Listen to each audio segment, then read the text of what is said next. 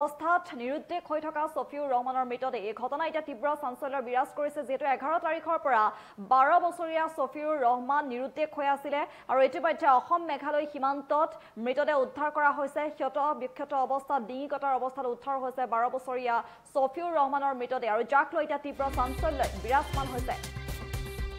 আৰু মানকাছাৰ অসম মেঘালয় সীমান্ত পাহাৰত উদ্ধাৰ হৈছে 12 বছৰীয়া সফিউৰ ৰহমানৰ মৃতদেহ ক্ষত বিক্ষত আৰু ডিঙি কটাৰ অৱস্থাতে উদ্ধাৰ হৈছে 12 বছৰীয়া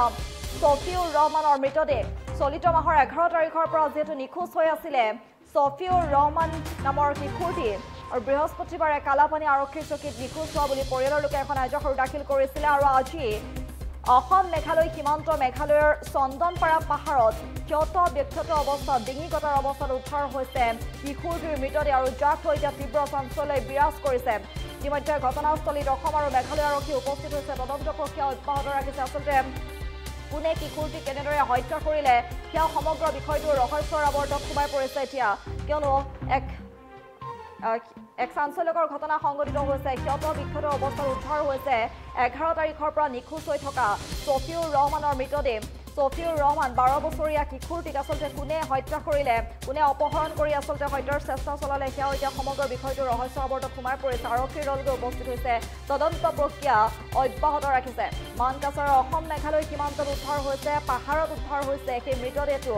যেটো 11 তাৰিখৰ পৰা নিখোজ হৈ আছিল 12 বছৰীয়া সফিউৰ ৰহমান নামৰ কিশোৰটি আৰু বৃহস্পতিবাৰে কালাপানী আৰক্ষী চকীত নিখোজ হোৱা বুলি পৰিয়ালৰ লোকে এখন এজাহাৰ দাখিল কৰিছিল আৰু সেই এজাহাৰৰ ভিত্তিতে আৰক্ষীয়ে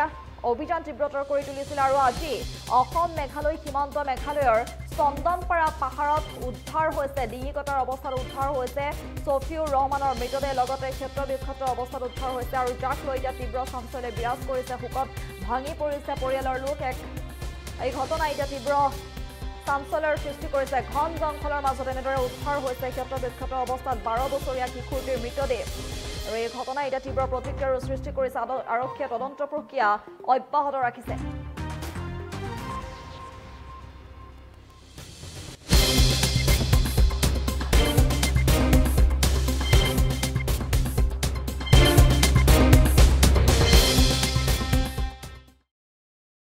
রিপোর্ট এটা দিয়া হয়েছিল সফিউর রহমান আর দেউতা আজগর আলীর নামত এই লড়াটো আজি মৃত্যু অবস্থাত ডেড বডিতে পাওয়া গেল আমার মেঘালয়ের চন্দনপাড়া গারো পাহাড়ত আমার আঘাত মানে আমার মূৰৰ পিছফালে দাহরে ঘপিয়া এটা চিহ্ন আছে মানে গলাটো কাটি দিয়া এটা চিহ্ন আছে গলাটো কাটি দিয়াই হয়েছে হাতত এটা দাঁড়ে ঘপিয়া এটা চিহ্ন আছে কাপড় চাপড়বিলাক বেলেগ ঠাইত পৰি আছে মানে এইটো মাৰ্ডাৰে ক'ব পাৰি মাৰ্ডাৰ হৈছে এইটো নাই আমাৰ জানামতে এনে ব্যক্তিগত আক্ৰোশ কাৰ লগত নাই আমাৰ জানামতে মানে ল'ৰাটো স্কুলতে পঢ়ি থাকে তাৰ লগত কি ব্যক্তিগত কাজিয়া কাৰ লগত নাই জানো আমি আৰক্ষী আহিলে আমাৰ কালাপানীৰ পৰাও আহিলে আমাৰ মেঘালয়ৰ পৰাও আহিলে যেহেতু ঠাইটো মেঘালয়তে ডেড বডিটো মেঘালয়তে পোৱা গ'ল মেঘালয়ৰ পৰা আৰক্ষী আহিছে চৰকাৰৰ লগত এটাই আহ্বান থাকিব আমাৰ যি মানুহে এইটো বেয়া কাম যিটো কাম কৰিলে এইটো মাৰ্ডাৰটো কৰিলে প্ৰশাসনৰ ওচৰত আমাৰ এটাই অনুৰোধ থাকিব যি মানুহে এই কামটো কৰিলে তাক যাতে প্ৰশাসনে উলিয়াব পাৰে উলিয়াই ইয়াৰ উচিত ব্যৱস্থা কৰে উচিত শিক্ষা দিয়ে বা উচিত এটা শাস্তিমূলক ব্যৱস্থা করে এইটো আমার সরকারের ওসিত আমার বাড়ি বরগুনা তে আজ 4 দিন ধরে হারাইছে হারানোর পরে তো সবাই কইলাম তো সবাই তো উঠকান লাগবো তো উঠকাতে আজ 4 দিন ধরে উঠকায় ফের সহে তো ঘুম নাই তো উঠকাতে আজকে ফেরা সবাই আছে 20 জনের বেশি হবো তো উঠকাতে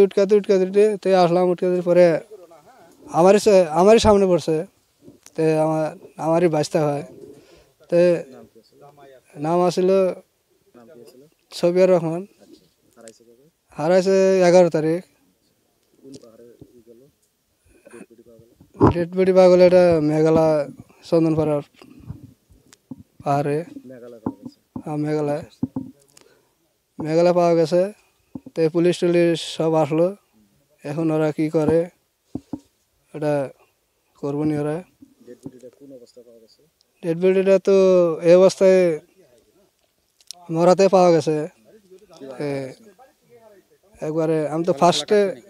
ফার্স্টে তো আমি বগলে যাই নাই ফার্স্টে আমি খালি মানুষটা দেখছি যে গলা টলা কাটা নাই পরে মানুষগুলা গেল দেখলো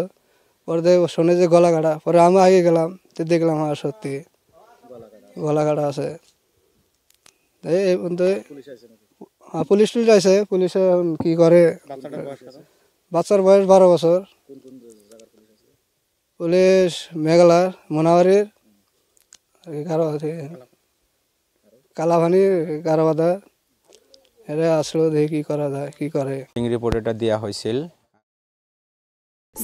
কোনো খবৰৰ বাবে যোগাযোগ কৰক 7099017330 লগতে 7099017110 নম্বৰত